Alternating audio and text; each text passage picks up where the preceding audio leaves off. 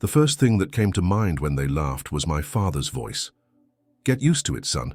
People who pray out loud always unsettle those with too much noise inside." It was a cold Thursday evening in Des Moines. Snow had just started to cling to the windows of my sister's house, and the scent of roasted meat filled the air. The dining table was full. My sister Claire, her husband Mark, their 3 kids, including little Lily, who was turning 8 that week, and my mother sitting at the head of the table like she always insisted. I hadn't seen my family in over 5 years, not because I lived far away or because of a dramatic fight. It was more subtle than that. First came the silences on video calls, then the invitations that quietly stopped, until one day I realized no one expected anything from me anymore. And maybe that's exactly what I deserved. My name is Daniel, I'm 42 years old, and this was the first time since Dad's funeral that I sat at the family table again. The food was already served. Claire kept smiling, steering the conversation toward her oldest son's new job.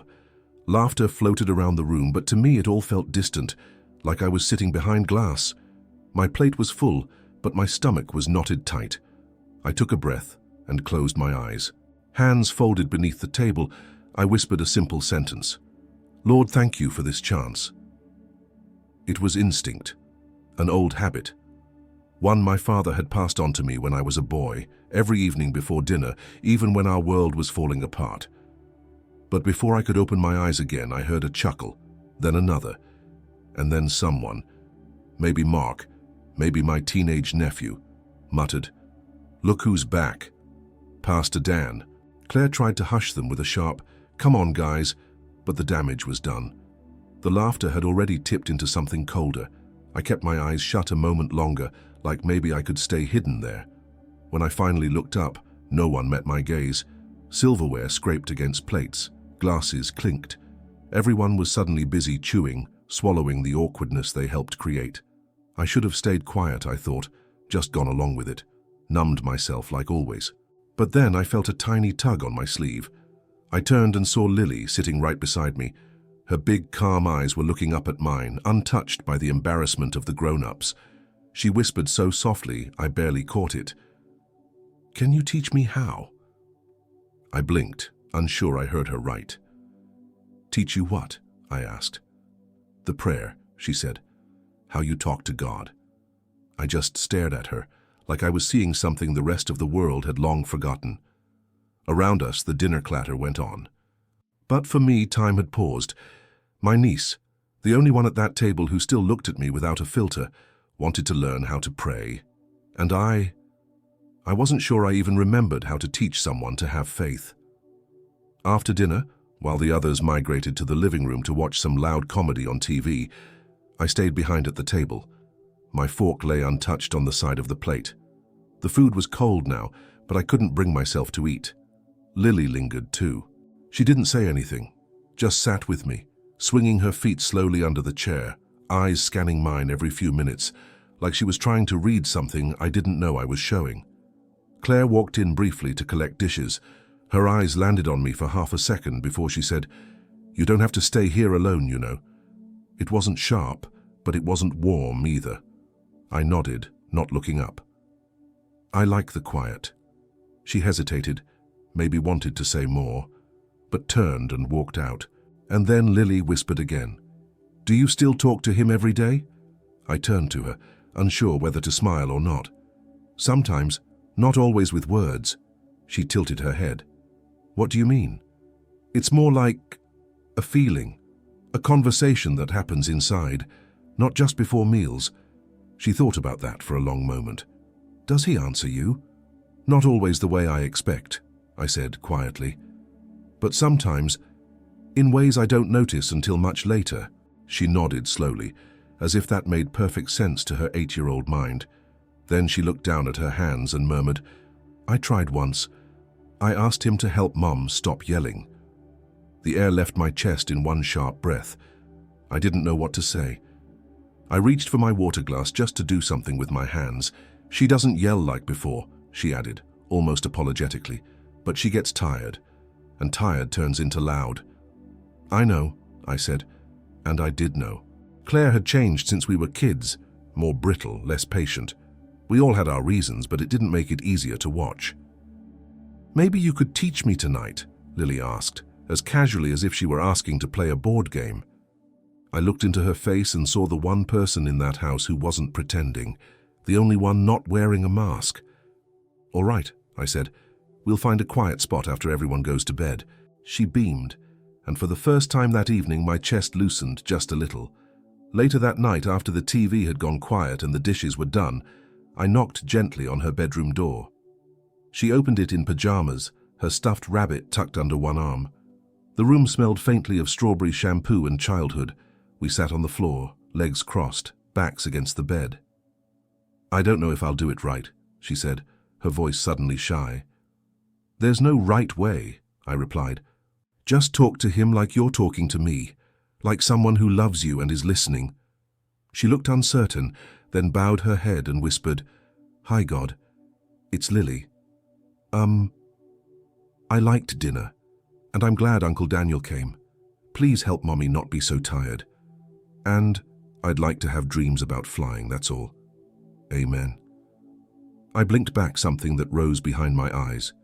She looked up at me. "Was that okay?" "It was perfect," I said. And something shifted in me, not loudly, not all at once. Just a crack in the wall I'd spent years building around my heart. One child's simple prayer, one moment of truth. I wondered how many years I'd gone without saying anything that honest. The next morning, I woke early, partly from habit, partly from the unfamiliar ache of sleeping in a house that didn't quite feel like mine. I found myself in the kitchen, barefoot, watching coffee drip into the pot, like it might reveal some answer I didn't have. Claire came in not long after. Her robe was loose, her hair pulled back hastily, a mug already in her hand. For a moment, neither of us said anything, just the quiet hiss of the heater and the distant ticking of the wall clock. Then she cleared her throat. "Lily told me you two prayed together last night." I looked at her, trying to read what was behind that sentence. Irritation? Curiosity? "She asked me to," I said. "I didn't bring it up." "I know," she replied after a beat. "She told me that too." The silence returned, heavier this time. Claire leaned against the counter and stared out the frosted window. "You know, when we were kids, you used to be the only one who could calm Dad down." I wasn't expecting that. "He was different with you," she continued, "gentler. He'd scream at me for dropping a glass, but you could tell him you hated church and he'd just sigh." I let out a slow breath. I don't think I ever realized that.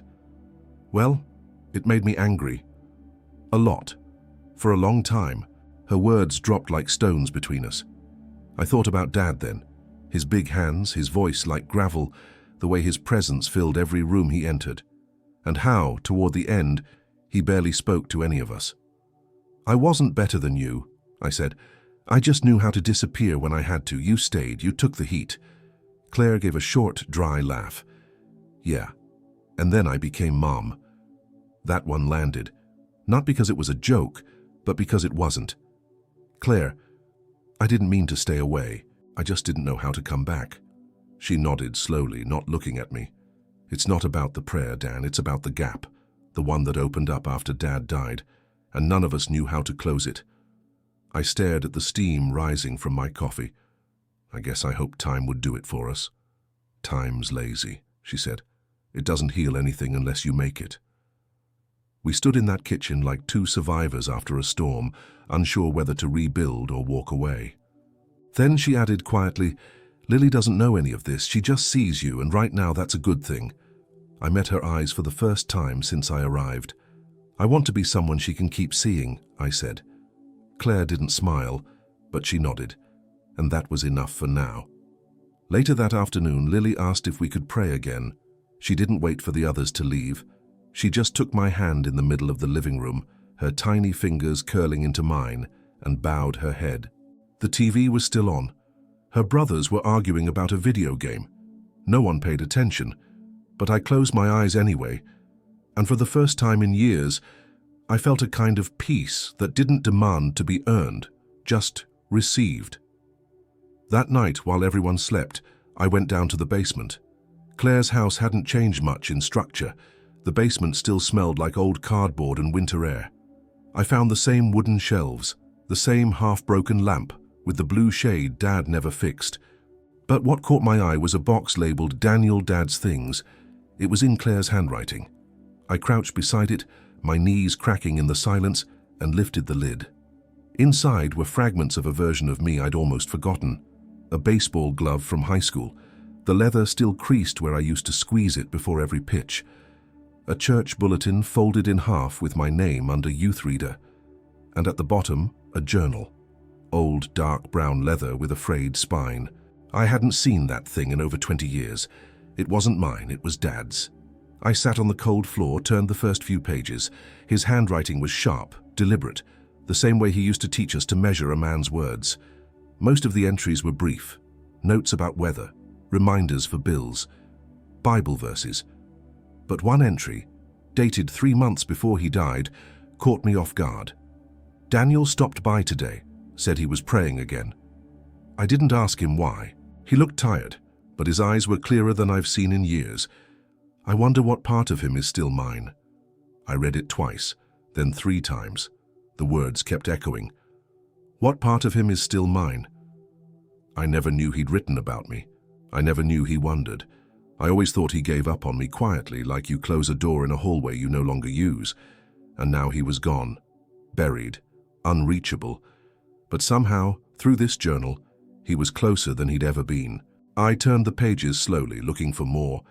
Some entries were about Claire, some about work. One mentioned Lily's birth.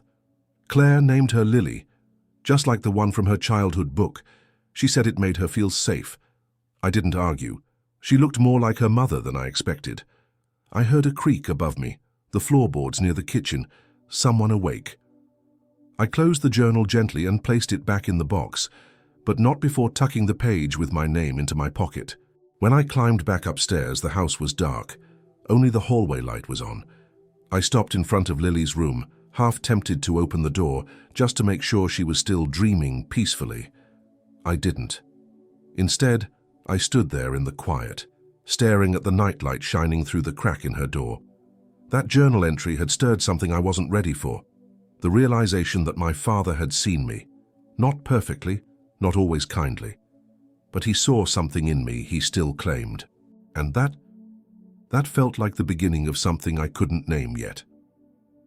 The next day was grey and windless, the kind of Midwest winter afternoon that felt like the world was holding its breath.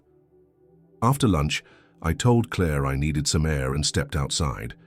Their backyard was mostly the same, just a little more worn down.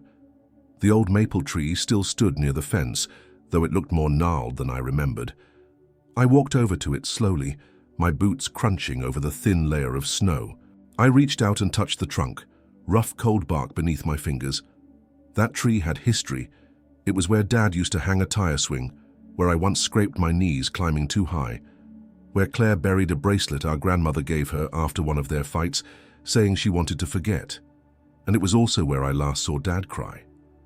I was 19, home from college for a weekend, already full of opinions and anger. We'd argued about something small that turned into something big, probably my faith or the fact I'd stopped going to church.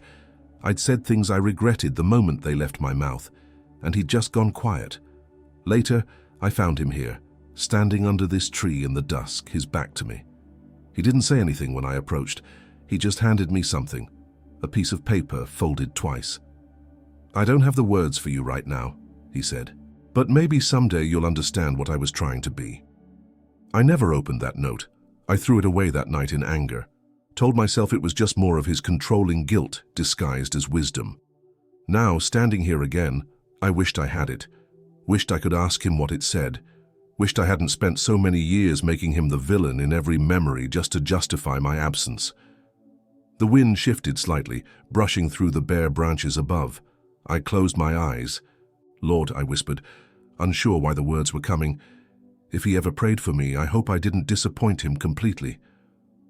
I didn't expect an answer, and none came. But in the stillness, I felt something like presence. Not Dad, not God, maybe just myself, the version of me that had been buried under shame and silence for years. Behind me, the sliding door opened. Lily stepped out, bundled in a pink coat, her breath fogging in the cold. "I told Mum I was coming with you," she said. "She didn't say no," I smiled. "Then she's softening." We sat beneath the tree, backs against the trunk, in quiet companionship. After a minute, she asked, "Did Grandpa believe in prayer?" I thought for a long time. He believed in effort, in showing up. I think sometimes that was his way of praying. She nodded solemnly, like that made perfect sense. Then she reached into her coat pocket and pulled something out. A tiny notebook, blue, with a sparkly pen attached. "I started writing prayers," she said, "like a secret book. Want to hear one?" I felt something tighten in my throat. "Yeah, I do." She flipped to a page, cleared her throat softly, and read, "Dear God, help people remember to be kind, even if they're mad.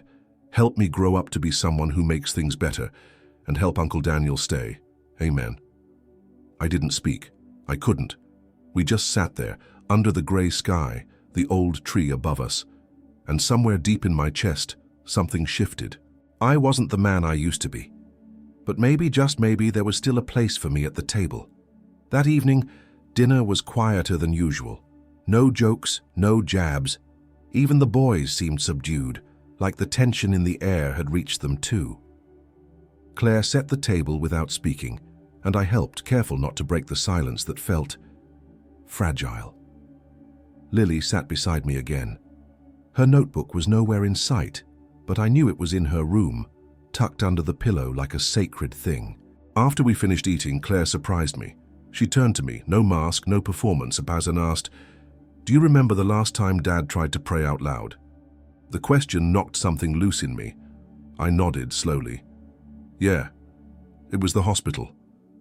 She looked at me, eyes narrowing in something between disbelief and longing. "You were there?" I was. He didn't know I came. I stayed in the hallway. I watched through the crack in the curtain.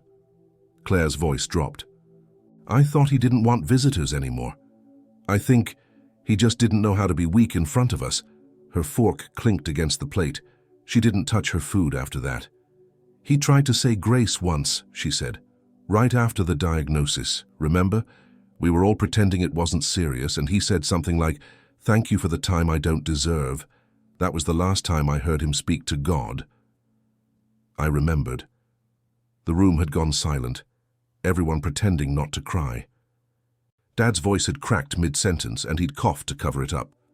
Claire leaned back in her chair now, tired in a different way. I hated him for being distant. But when I became a parent, I understood a little. It's easier to act strong than admit you don't know what the hell you're doing. I didn't answer. Not because I disagreed, but because I knew the exact feeling. After the table was cleared, she handed me something I hadn't expected. A folded sheet of paper, yellowed, the edges soft from age. "I found it in one of his books," she said. "I think it was meant for you." I opened it slowly. It wasn't the note I'd thrown away all those years ago. It was another one. "Daniel, I may not say it right. I may not show it right, but I watch you. I remember who you were as a boy, and I believe there's still that goodness in you. I don't know how to say I'm proud without sounding like I'm asking for something. But I am. Proud, I mean. Not asking, just hoping you don't forget what's in you. Dad." My hands trembled slightly. I folded it again and held it against my chest. It was too late to say it back, but maybe not too late to become someone worth writing to. That night, when I went upstairs to check on Lily, she was already half asleep. But when I bent down to pull the blanket over her, she opened her eyes. "You okay, Uncle Daniel?" "I think I will be," I whispered. She smiled. "Tomorrow I want to teach you my favorite prayer." I brushed a strand of hair from her forehead. "Deal."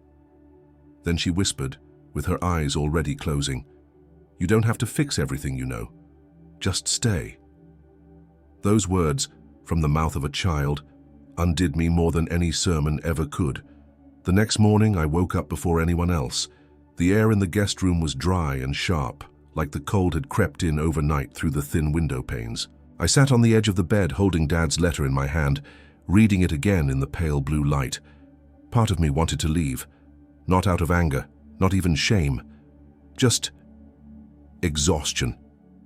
The kind that builds when you've been holding your breath for years and suddenly remember how to breathe, and it hurts. I packed my duffel bag slowly, methodically. Socks, jeans, the shirt I'd worn the day I arrived, every piece folded with care, as if neatness could mask what I was really doing. I left the letter on the nightstand.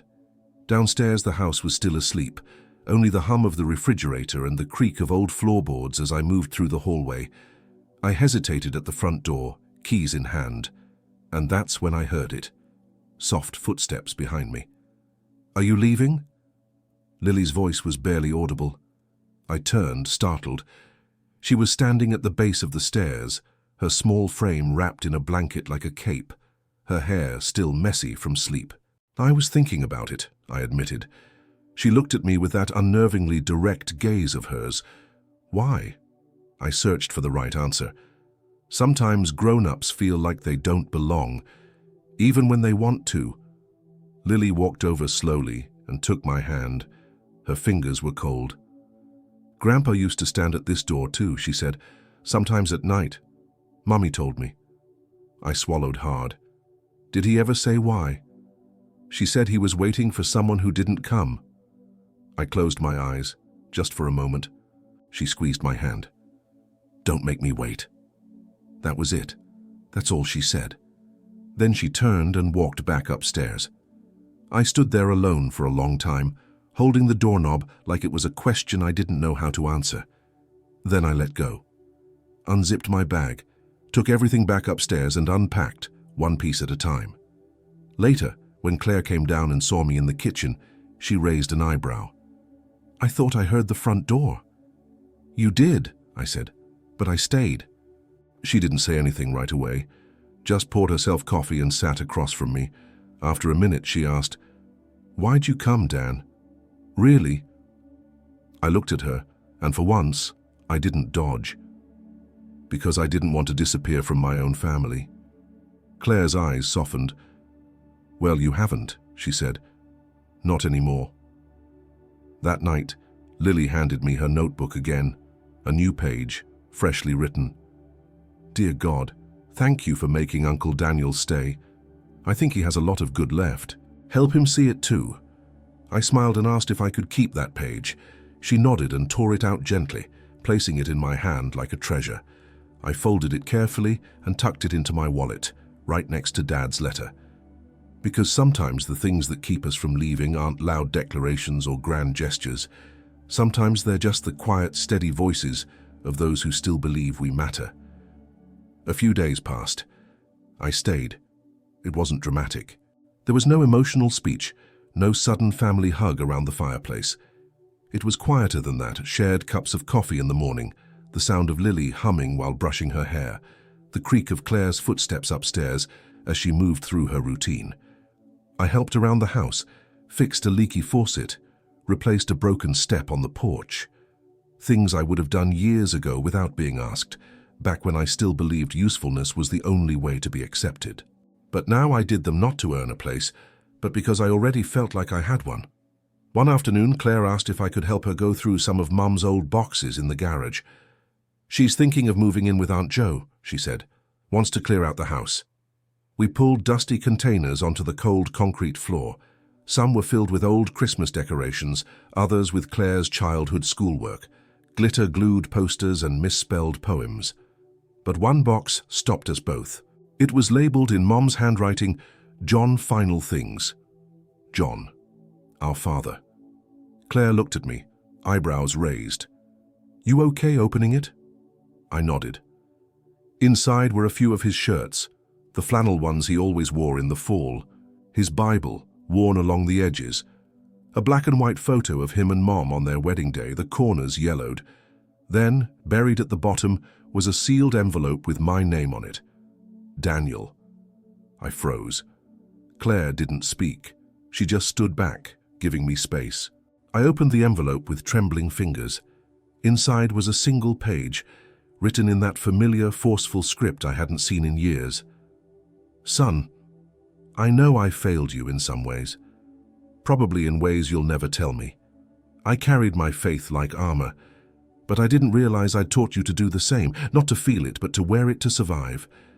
If you're reading this, it means you came back, and that means more to me than I'll ever deserve. Please forgive what I couldn't be.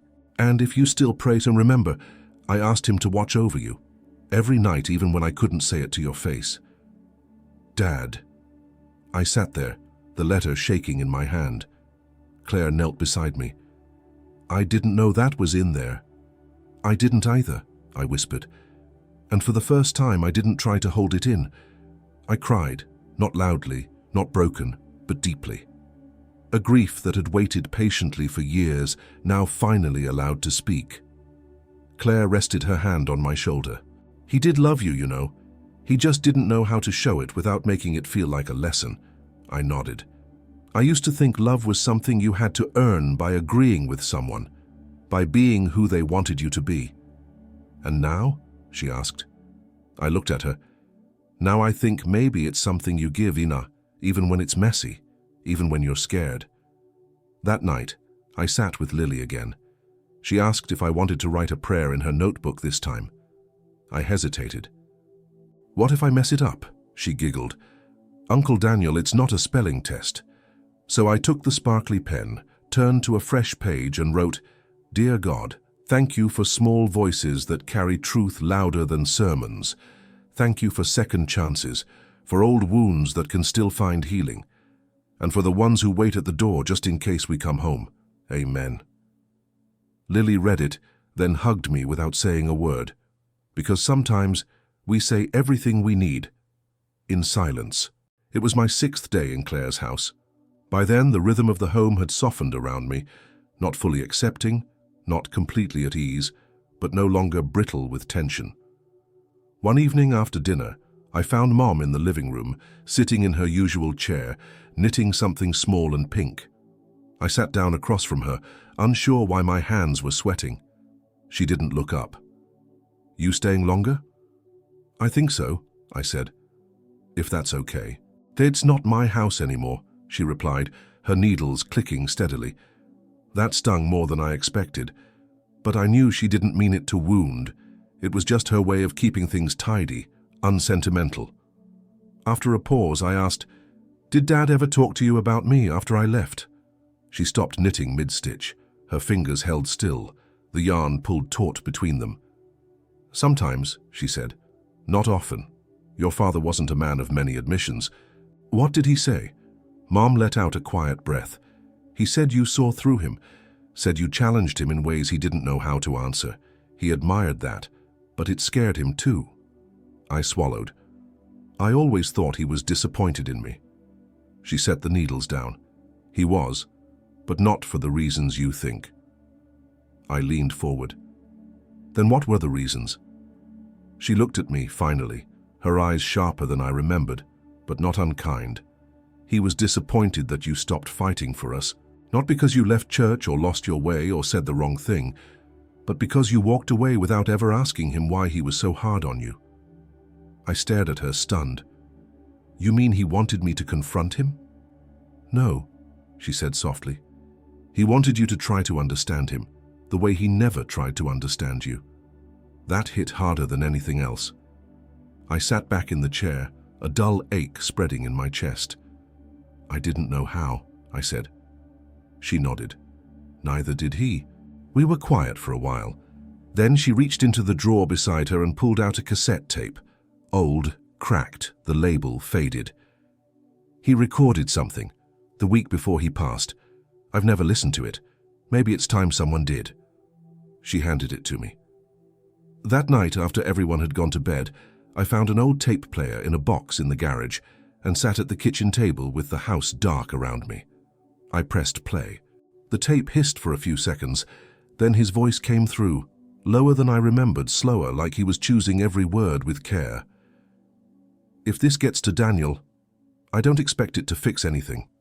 I know I messed up. I tried to shape you, but I never stopped to wonder who you already were. I was scared of your anger because it looked like mine. I didn't know how to love a son who didn't need my approval, only my presence. I hope if you're listening, you found peace. I hope you've forgiven me, even if I never asked for it right. I sat there staring at nothing. He had tried, in his own broken way, to say what I waited years to hear, and now that I'd heard it, I didn't feel triumph. I felt quiet. Lily came in, rubbing her eyes. "Why are you awake?" "I'm just listening to Grandpa." She leaned against my side. "Was he nice?" "He tried to be," I said. "He just didn't always know how." She looked up at me. "Do you?" I thought for a moment. Then I kissed the top of her head. "I'm learning." The next morning I sat in the attic with the sun streaming through a small, dust-smudged window. The house below buzzed with ordinary sounds, cereal being poured, footsteps across the hardwood floor, the faint voice of the news on the TV. But up here it was still, the kind of stillness where old thoughts come back louder than they arrived. I opened my journal for the first time in years. It had blank pages that felt like they'd been waiting for me. I didn't know what I was going to write, just that something needed to come out. And what came was a letter. "Dad, you were always too much and never enough. Loud in all the wrong places. Silent when I needed you to say one thing. I see you. I tried to be like you until I couldn't breathe. Then I tried to be the opposite of you, and I still couldn't breathe. You left me a house full of tools and no instructions. You taught me to keep faith like a fortress instead of a home.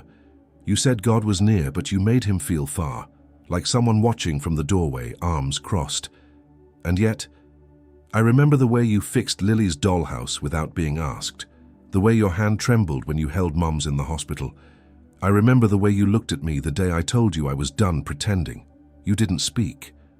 But something cracked in your eyes, and for a second, you were just a man, not a myth, not a sermon. I wanted to hate you, but I was too busy missing you. I wanted to forgive you, but I thought I needed an apology. I didn't. Dad, I forgive you. Not because you earned it, but because carrying all this hurt has made me smaller, and I want to be whole again. And I hope, wherever you are, you found peace too." I finished the letter and folded it gently, even though I had no one to send it to. I slid it into the back of the journal and sat there with the attic silence breathing around me. Later that day, Lily came into the room holding 2 paper crowns she'd made from construction paper and stickers. "One for you, one for me," she said. "We're royalty now." "Royalty of what?" I asked, smiling. She thought for a moment. "Of second chances." We sat on the couch wearing those crowns, me, a man who once ran from everything that hurt, and her, a child who led me back with nothing but a soft voice and open hands. Claire passed by and paused in the doorway. "You look ridiculous," she said, but there was warmth in her eyes. "You missed the coronation," I replied. She rolled her eyes, but her smile lingered. "Lily's lucky to have you." "No," I said, looking down at the crooked crown on my lap. "I'm the lucky one." That night, Lily asked if we could write a prayer together. So we sat at her desk side by side and took turns adding lines. "Dear God, thank you for the things we don't notice until they're almost gone. Thank you for laughter in quiet rooms and warmth in second tries. Help us be gentle, especially when we're afraid. And please help the people we love feel it. Amen." We read it together in a whisper, like a secret promise. And for the first time in years, I didn't feel like I was speaking into emptiness. Sunday came with snow, thick, slow flakes drifting like feathers past the kitchen window, the kind of snowfall that makes everything quieter, like the world is pausing to breathe. Claire was making pancakes. The boys were asleep. Lily sat at the table, legs swinging, flipping through her prayer notebook like it was a storybook. I stepped outside for a moment, coffee in hand, and stood on the porch watching the snow collect on the branches. Something about the stillness made me think of Dad again. How he used to shovel the sidewalk without waiting to be asked. How he'd stand on the porch afterward like I was now, just thinking. Mum joined me a few minutes later, wrapped in her old wool coat, her breath white in the air. "He used to stand here every Sunday morning," she said, surprising me. "Before church. Never told anyone why, just stood." I nodded. Maybe he was listening. She looked at me. Maybe he was waiting. We stood in silence, watching the world soften under snow. Later that afternoon, Claire came into the guest room while I was folding laundry. She was holding something in her hands, a small wooden box, the kind that used to sit on Dad's nightstand. "I want you to have this," she said. I opened it. Inside was the old pocket watch Dad used to carry. Worn, a crack across the face, the hands frozen at 5:12. "Stopped the day he died," she said. "I kept it because I thought it might mean something, but maybe it means more to you." I didn't know what to say. I just held it, thumb brushing over the glass, feeling the weight of it. Not just the metal, but everything it had been through. "You know," Claire said, "when he gave you a hard time, it wasn't about control. I think he was trying to hold on to something that was slipping through his fingers. You were always moving faster than him." I smiled faintly. I used to think he was trying to stop me. Maybe he was just trying to keep up. She sat beside me on the bed, and for a moment we were just siblings again. No old scars, no roles to play, just two people carrying pieces of the same man, trying to understand how to hold them without breaking. That night, Lily handed me another prayer, her shortest yet. "Dear God, thank you for letting my family start over, even if we're not sure how. Amen." I pinned it to the corkboard above her desk while she watched, smiling. Then she looked up at me and asked, "Do you miss Grandpa more now or less?" I thought about it. "Both," I said, "but in a better way." She didn't ask what I meant. She just nodded, like she already knew. Before bed, I wound the pocket watch instinctively, even though it was broken. The hands didn't move, but somehow holding it made me feel like time had stretched, like maybe this week had stitched together years we thought were lost. And in a strange way, I wasn't afraid of what came next. The next morning, I found a letter waiting for me on the kitchen table. Not in an envelope, just folded once, with my name scrawled across the front in Claire's handwriting. "Daniel, I've been thinking about what Mom said. About Dad, about you. I used to think you left because you didn't care, because you were too proud or too different. But now I see, maybe you left because it hurt too much to stay. Maybe the house got too heavy. I didn't make it easier. I shut you out when you needed me, and I'm sorry. Not because you came back, but because I should have said it sooner. I'm proud of you for facing things I still hide from. I hope this week isn't the end of something. I hope it's the start. Claire." I stood there with the letter in my hand, sunlight pouring through the window, warming the wood grain of the table. I didn't cry. I just felt weightless, like someone had set down a burden I didn't know I was still carrying. Later that day, we all piled into the car and drove to the church Claire and I grew up in. I hadn't set foot there in nearly 15 years. The brick building looked smaller than I remembered, but the stained glass windows still held the same quiet light. Inside, I found myself looking for something that wasn't there. Maybe it was Dad's voice. Maybe it was mine. The service was quiet, simple. Lily sat beside me, her small hand resting on mine the entire time. During the last hymn, I closed my eyes and whispered one line from the old prayer I used to repeat as a boy. "Create in me a clean heart, O God." After the service, as people filtered out, an older man approached me. Pastor Jim, though older now, with silver hair and eyes that still held warmth. "I heard you were in town," he said. "Good to see you back." I nodded. "Feels strange, but good." He looked at me a moment longer, then placed a hand on my shoulder. "You've got the same quiet your father had. Same wrestle, too. I hope you found what he never quite did." "What was that?" "Peace," he said simply. "Not just with God. With yourself." That night back at the house, I sat with Claire on the porch. We didn't speak much, just passed a flask of something warm between us and watched the stars blink awake. She turned to me at one point and asked, "Do you think Dad ever really forgave himself?" I exhaled slowly. "I think he wanted to. Maybe he was waiting for us to go first." And that's when I realized what forgiveness felt like. Not release, not forgetting, but presence. The ability to sit in the same place where the pain started and stay, to stop running, to choose the people who hurt you, not because they changed, but because you did. That night, I prayed alone before bed, not out loud, not with perfect words, just a whisper in the dark. "I forgive you, Dad, and I'm learning to forgive myself. The silence that followed didn't answer me, but it didn't need to. It was enough to feel the stillness and know I could finally live in it. The next morning, I went into Dad's old study. Claire had left it mostly untouched since he passed. The books still lined the walls, old theology, history, worn devotionals with pages curled at the edges. His desk sat under the window, dust covering its surface like a soft veil. A single mug still sat in the corner, long dried at the bottom. I opened the drawer on the left. Inside were loose pens, paper clips, and a bundle of index cards bound by a rubber band. I slipped it off and flipped through them. Each card had a name, and beneath each name a short note, a memory, a prayer, a hope. Claire, strength in storms. Daniel, return to the light. Ellen, Mom, peace in the silence. Some cards were faded, as if they had been read and reread 100 times. I found my own name 3 times, each one a slightly different line. Daniel, stubborn heart, soft spirit. Daniel, may he find his way back.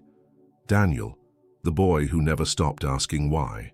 I ran my finger over the ink like it could still connect us. These weren't sermons. They were whispers he'd never spoken. Maybe Dad had never been able to say the right words aloud, but in this drawer, in the quiet of a room no one entered anymore, he had been praying for me all along. Later that afternoon, I showed the cards to Claire. She took the one with her name and held it to her chest. I always thought he only saw what was wrong with us, she said. But this was him seeing us clearly. Without saying it, I added. That was always the problem, she whispered. Everything we needed to hear, he kept inside. Lily found us sitting on the floor with the cards spread out like puzzle pieces. She picked one up at random and read it aloud. John, may he learn to rest. Her forehead crinkled. Who's John? I smiled gently. That was Grandpa's card for himself. Claire looked at me. Do you think he ever did? I considered that, holding the answer delicately. Not in life, but maybe now. That evening, I placed the pocket watch and one of the cards, Daniel, return to the light, inside the prayer notebook Lily had let me borrow. I handed it back to her with a small smile. This belongs to you, I said, but I wanted to leave you something inside it. She opened to the page, ran her little fingers over the card, then looked up. You're not going yet, are you? Not yet, I said, but I want you to keep this, so you know I'm always part of your prayers.